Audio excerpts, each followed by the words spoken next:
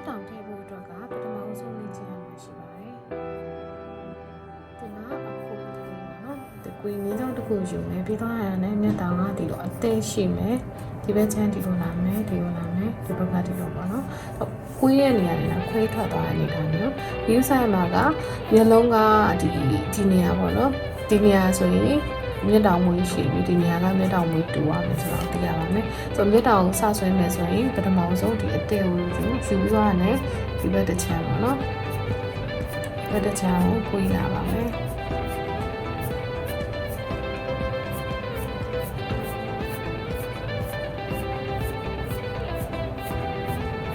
လေးကို practice လုပ်ပြပါ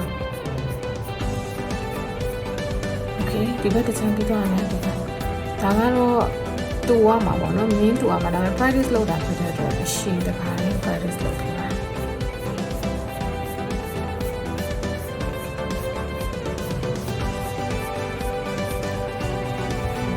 ဒီတော့ပို့ပြီးတော့အတုံးနေအောင်ဒီနေရာမှာနောက်ထပ်ဘောထပ်ပြီးပေါ့နော်ဘောထပ်ပြီးလာလို့ရှိရင်တော့ပို့ပြီးတော့ကြွလာတာဒီနေ့အင်းအမှောင်ပါတယ်ပေါ့နော်တုံးရမှာမယ်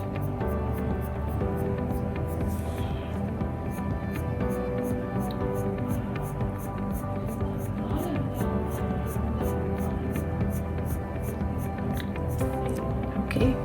ငါခုလေးချင်ပြီးသွားရဆိုတော့ဒါစားပါမယ်ပထမဦးဆုံးအနေနဲ့မျက်တောင်မွေးရဒီအလေတွေ့တဲ့အနေနဲ့သွားလို့လည်းရတယ်ဒီနေရာလည်းသွားလို့ရတယ်ဒါပေမဲ့အခုလက်တလုံးဒီကနေနဲ့သွားမယ်နော်ဆိုတော့မျက်တောင်မွေးစားပြီးတော့ practice လုပ်မယ်ဆိုရင်ဒီနေရာအသေးလာမယ်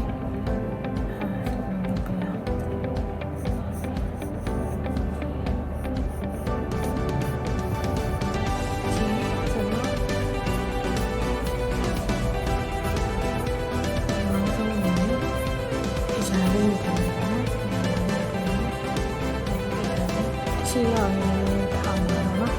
ဒီတောင်းလာကြတော့ဒီဆိုအဲ့ပေါ်မှာမဒီလာတော့ဒီပါပါ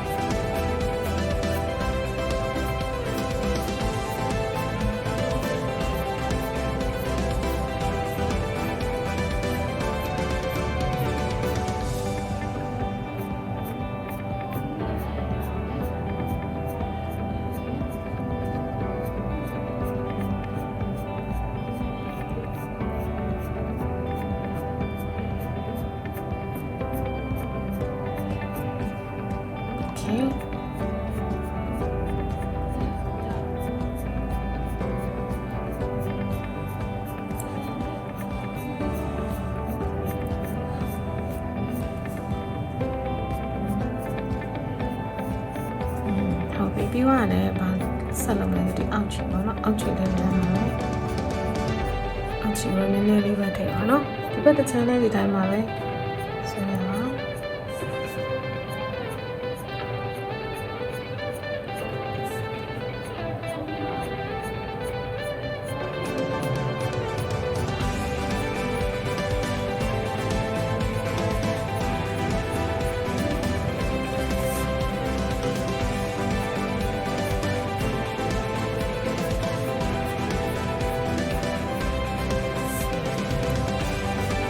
ရှင်အိုင်းဖြစ်တာဖြစ်တဲ့အတွက်ဒီမျက်တောင်ကတော့အရင်ကြီးတော့မသုံးသင့်ဘူးပေါ့နော်ဒါပေမဲ့ဒီပါတယ်ဆိုတာလောက်လေးဖြစ်ပြီးတာကိုယ့်ဘက်ကဒီမျက်တောင်လေးတိတ်မနိုင်သေးဘူးပေါ့နော်မနိုင်သေးဘူးဆိုရင်လည်းပပလောက်ဒီအနာသက်လေးလောက်ပဲထည့်ပြီးတော့ဆွဲပေးရပါတယ်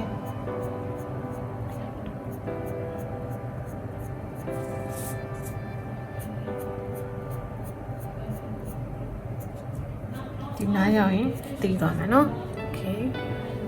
ပြီးဒီဘက်ချန်လေးရှိနေပါโอเค